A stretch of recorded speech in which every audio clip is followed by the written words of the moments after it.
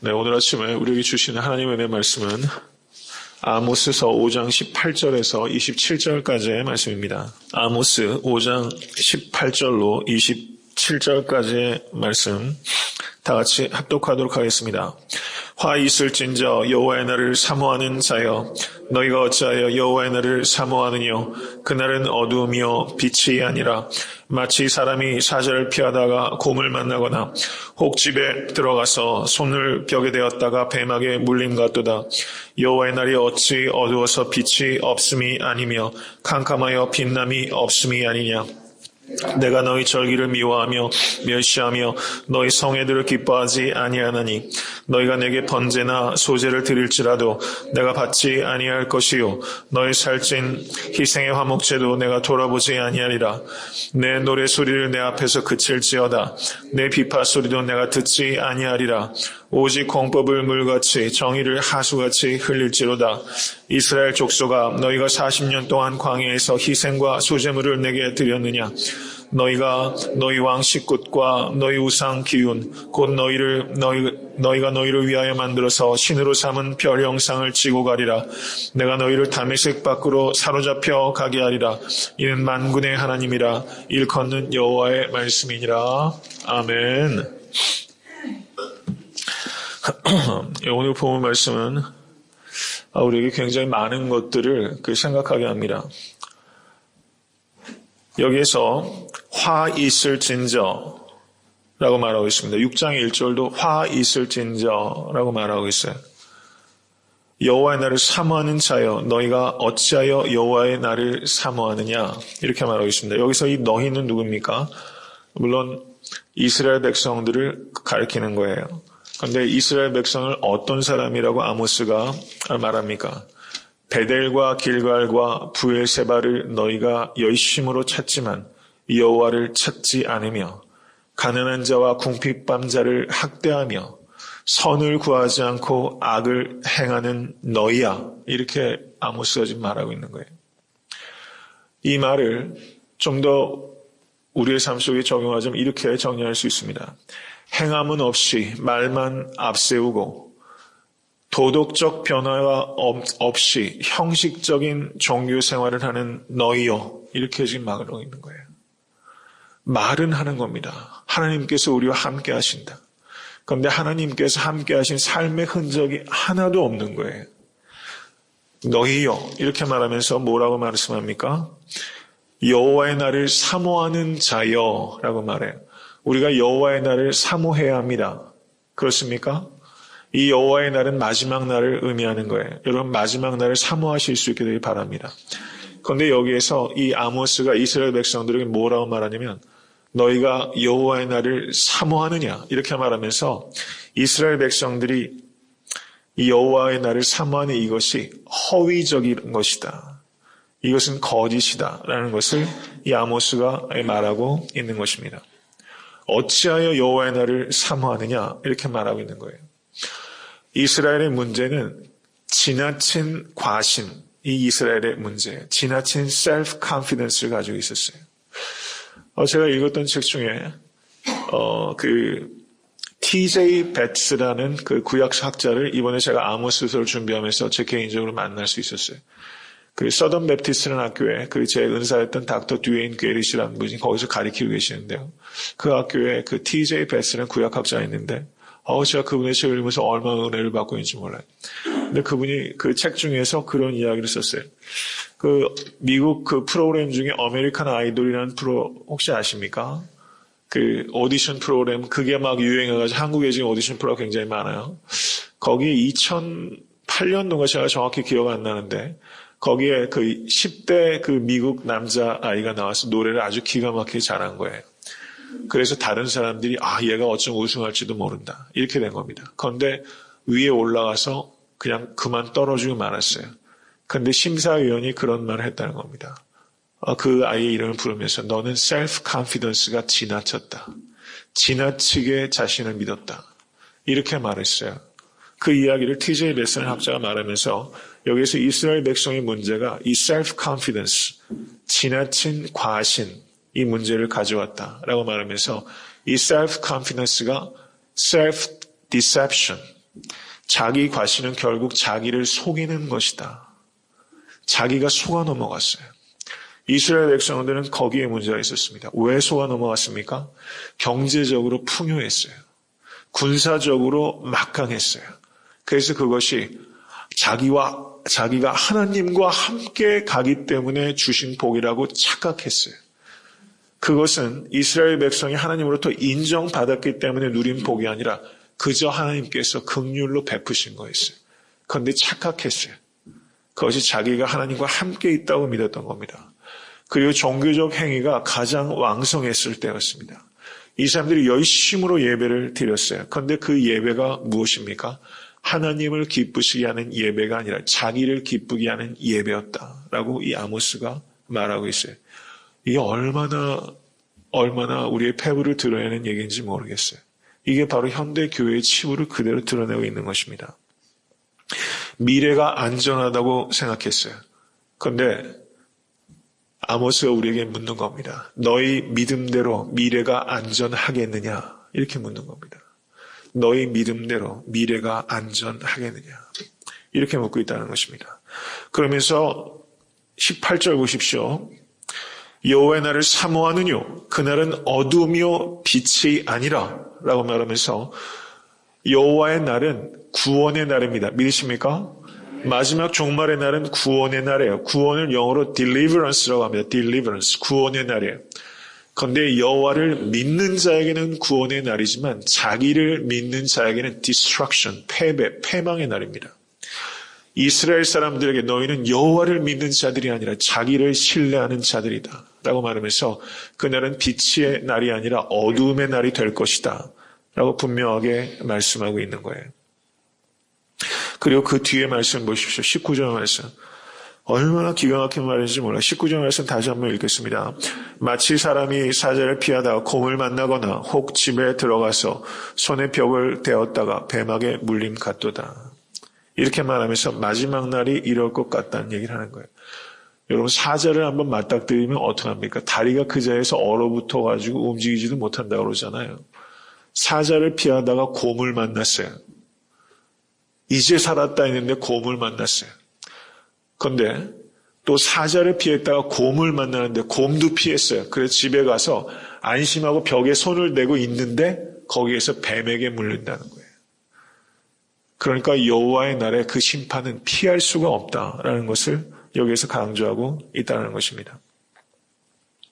하나님의 심판은 피할 길이 없다. 믿지 않는 자는 하나님의 심판을 피할 길이 없다. 이것을 아모스가 이와 같은 우화적인 이야기를 통해서 그리고 다소 휴머러스한 이야기를 통해서 하나님의 심판의 무서움을 역설적으로 지금 표현하고 있다는 사실입니다. 2003년도에 매우 흥미로운 연구 결과가 있었어요. 미국 사람들에게 천국에 가겠느냐라고 물었습니다. 그랬더니 지옥에 갈 것 같다고 대답한 사람이 1%였대요. 그냥 일반인들에게 물은 것입니다. 그냥 크리스천, 난 크리스천 가리지 않고 천국에 가겠느냐 했더니 자기는 지옥에 갈 것 같다고 얘기하는 사람이 1% 있어요. 그런 사람 분명히 있습니다. 나는 어차피 지옥에 갈 거라고 해서 막 사는 사람들이 있어요. 그런데 이게 표본 집단이 몇 명인지 정확하게 모르겠지만은 64%는 천국에 갈 거다 이렇게 말했다는 거예요. 세상 사람들이요. 64%가 천국에 갈 것. 착각은 자유죠. self-confidence는 self-deception입니다. 자기를 속이고 있는 거예요. 그래서 여기에서 우리는 질문을 하게 돼요. 교회 다니는 교인들에게 나중에 천국에 갈 것 같습니까? 라고 물으면 몇 % 정도가 나올까요? 이런 조사를 교회에서 할 수는 없지만 이건 상당히 의미 있는 조사인 것 같아요. 64%보다 넘을 수 있겠다. 이런 생각을 해보는 거예요. 설문조사를 하게 되면 분명히 그것보다 넘게 나올 거예요. 그런데 리얼리티는 64%가 교회 다니는 교인 중에 64%가 구원을 얻을 것 같이 생각하세요?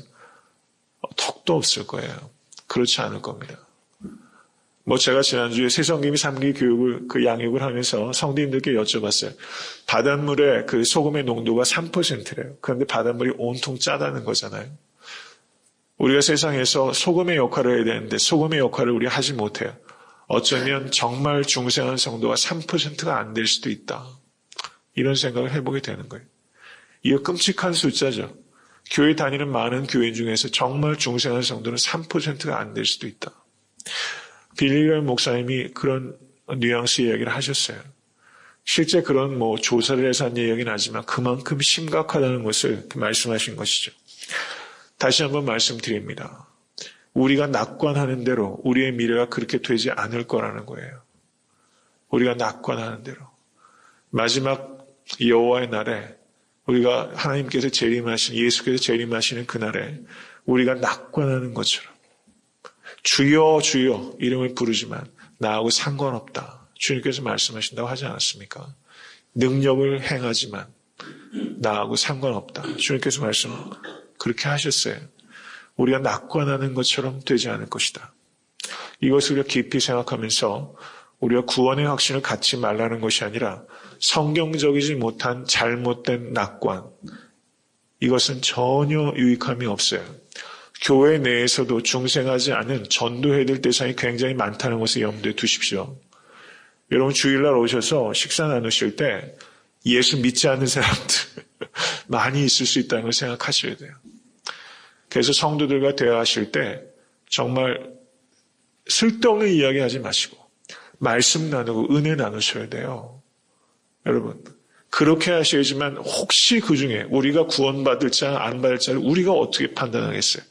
그렇지만 많이 있을 수 있다는 생각하면서 항상 은혜를 나누고 그 말씀을 통해서 예수 그리스도를 전할 수 있도록 우리가 힘써야 된다는 것을 항상 유념하실 수 있는 여러분과 제가 될 수 있게 간절히 바랍니다. 21절에서 23절의 말씀을 보십시오. 같이 한번 읽겠습니다. 내가 너희 절기를 미워하며 멸시하며 너희 성회들을 기뻐하지 아니하나니 너희가 내게 번제나 소제를 드릴지라도 내가 받지 아니할 것이요 너희 살찐 희생의 화목제도 내가 돌아보지 아니하리라. 내 노랫소리를 내 앞에서 그칠지어다. 내 비파소리도 내가 듣지 아니하리라. 이렇게 말씀하고 있어요. 절기를 미워한다고 그랬어요. 절기. 그리고 뭡니까? 그 뒤에 성회들을 기뻐하지 않는다. 번제와 소제를 받지 않겠다. 노래를 그쳐라. 찬양대의 소리와 찬양팀의 소리를 그쳐라. 이게 그런 뜻이에요. 그치라는 거예요. 왜 이런 말씀을 하십니까? 너희가 하는 예배는 나를 예배하는 것이 아니다. 라고 하나님께서 말씀하고 있는 것입니다. 번제가 무엇입니까? 번제는 제물의 일부만 드리는 제사가 아니라 제물 전체를 태우는 것이 번제예요. 그런데 제물은 전체를 태우면서 자신은 하나도 드리지 않는 거예요. 여러분 우리의 종교생활이 우리의 신앙생활이 그럴 수 있다는 거예요. 제물은 번듯하게 다 드리면서 우리의 마음은 한 자락도 주님께 안 드릴 수 있다는 거예요. 이런 위선이 얼마나 심각하냐는 것을 말하는 것입니다. 이스라엘의 문제는요, 종교적인 열심이 없었던 게 아니에요. 종교적인 열심은 불타올랐어요. 그런데 그것이 하나님의 마음을 전혀 기쁘게 하지 못하고 있다는 거예요. 현대의 많은 교회들 보세요. 열광주의가 가득해요. 겉모습만 보면 얼마나 뜨거운지 몰라요. 그런데 그것이 하나님을 전혀 기쁘게 하지 못한다. 더 나아가서 뭡니까? 하나님께서 미워하신다고 얘기하셨어요. 가증히 여긴다라고 말씀하셨습니다. 비파와 수금을 가지고 노래를 해요. 이스라엘 백성들이 노래를 하면 거기에 가사가 있습니다. 그 가사가 얼마나 기가 막힌 가사들이 많은지 몰라요. 그런데 그 가사가 삶과 맞지 않는 거예요. 가령 제가 이것을 좀 더 이해하기 쉽게 내가 주인 삶은 모든 것 내가 내려놓고 내 주 되신 주 앞에 나가 내가 사랑했던 모든 것 내려놓고 주님만 사랑해. 이 찬양 가지고 부르면서 아마 눈물 흘리신 적 많이 있을 거예요. 그런데 이렇게 살고 있습니까? 내가 주인 삼은 모든 것 내려놓고 내가 사랑했던 모든 것 내려놓고 주님만 사랑해. 이것과 완전히 부합한다고 얘기하시는 삶은 참 드물죠. 그렇게 못하죠. 그렇지만 이렇게 하려고 씨름하고 있냐는 말씀을 드리는 겁니다. 우리가 드리는 찬양, 거기에서 우리가 얼마나 감동을 받고 있다 할지라도 우리의 삶이 그것과 무관하면 하나님께서 그 노래 그쳐라. 이렇게 말씀하고 계시다는 거예요. 그것은 나를 영화롭게 하는 것이 아니라 나를 모욕하는 것이다. 이렇게 말씀하고 있어요. 우리가 깊이 생각해야 됩니다. 우리가 찬양할 때도요. 우리의 마음이 어떠한지, 우리의 삶이 어떤지를 되돌아봐야 돼요. 그게 하나님을 모욕할 수 있다는 것을 아셔야 됩니다. 사람들은 찬양이 좋다고 참 듣기 좋다고 얘기할 수 있어요.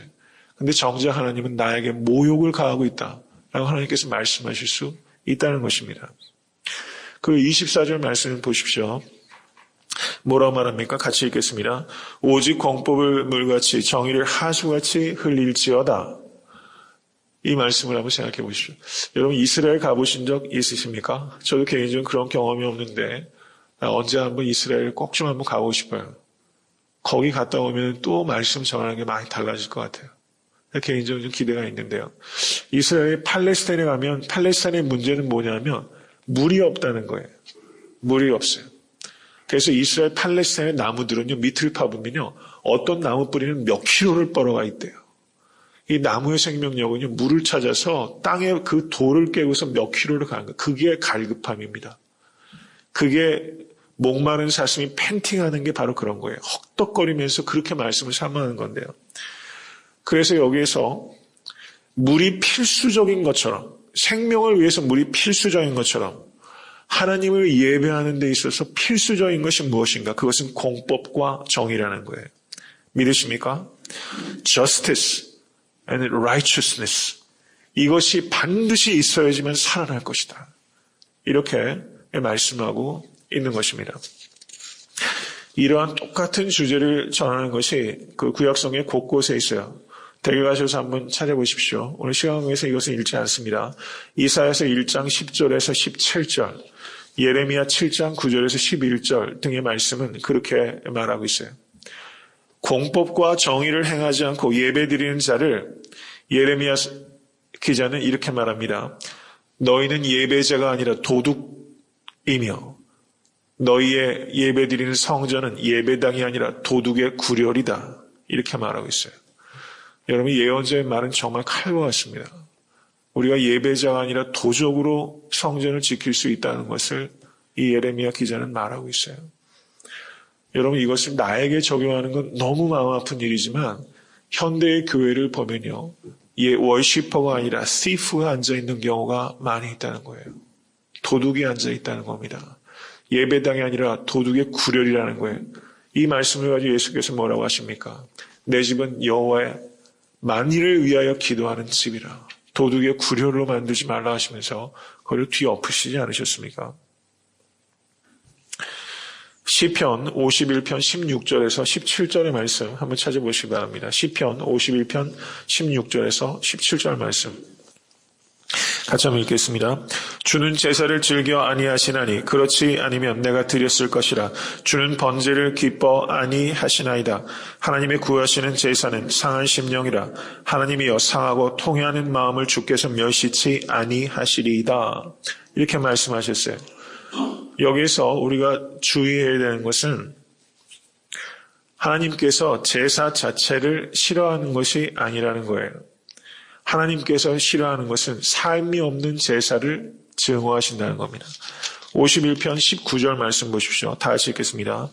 그때 주께서 의로운 제사와 번제와 온전한 번제를 기뻐하시리니 저희가 스스로 주의 단에 드리리이다.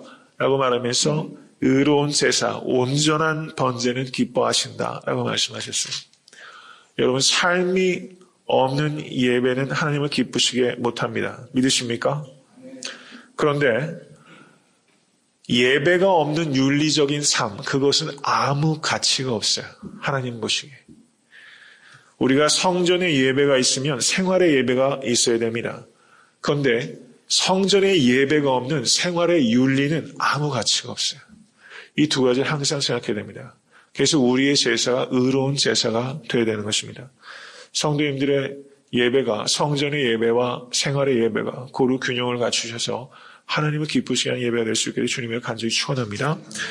그리고 그 뒤에 말씀, 오늘 말씀은 내용이 많아요. 네, 그래서 제가 간략하게 말씀을 드리는데 시간이 좀 지납니다. 제일 마지막에 이스라엘 족속아 너희가 40년 동안 광야에서 희생과 소제물을 내게 드렸느냐? 너희가 너희 왕 식국과 너희 조상 기운 곧 너희가 너희를 위하여 만들어서 신으로 삼은 별 형상을 지고 가리라. 내가 너희를 다메섹 밖으로 사로잡혀 가게 하리라. 이는 만군의 하나님이라 일컫는 여호와의 말씀이니라. 라고 말하면서 이스라엘 백성들이 베델과 브엘세바와 길갈에서 하나님을 예배한다고 예배하면서 또 누구를 섬기냐? 식국과 기운이라는 그 토성입니다. 별을 섬기는 우상 숭배를 같이 했다는 거예요. 우리가 하나님을 섬긴다고 하면서 또 물질을 섬길 수 있다는 것이고, 하나님을 섬긴다 하면서 또 육체를 섬길 수 있지 않습니까? 하나님과 물질을 같이 섬길 수 없다. 예수께서 마태복음 6장의 산상수훈에서 가르치셨어요. 우리가 하나님을 열심으로 섬긴다면서 또 그만큼 섬기는 무엇인가 우리에게 있을 수 있다는 것을 하나님께서 식국과 기운을 통해서 말씀하고 계시다는 것입니다. 그 결과가 무엇입니까? 다메섹 밖으로 사로잡혀 가게 될 것이다 라고 말했습니다. 사로잡혀 가게 하시는 이가 누굽니까? 하나님이시라는 거예요. 이방 나라가 사로잡아가는 것이 아니라 하나님께서 사로잡혀 가게 하신다라고 말씀하셨어요. 하나님의 심판의 말씀이십니다. 저는 이번에 이 예언서를 제가 설교하는 건 처음이에요. 구약 설교를 이렇게 제가 목회한 지가 사실은 경륜이 짧기 때문에 예언서를 역사서를 먼저 다 예언서 설교하면서 특별히 오늘 본문 대하면서 얼마나 그 마음에 감동이 되는지 모르겠더라고요. 하나님의 심판을 설교하는데 그게 또 하나님의 심판만 있는 게 아니라 여기 하나님의 그 눈물, 하나님의 사랑이 이렇게 보이는 것 같아가지고 얼마나 감사한지 모르겠고, 이런 본문을 제가 주일에 설교를 좀 많이 해야 되겠다 이런 생각을 좀 하게 됐어요. 들어야 될 말씀입니다. 얼마나 아픈 말씀인지 몰라요. 근데 이게 얼마나 우리를 사랑하시기 때문에 주시는 말씀인지 모릅니다. 공법을 물같이 정의를 하수같이 흘릴지어다. 성도님들 평생의 삶이 그런 삶이 되실 수 있게 되기를 주님을 간절히 축원합니다.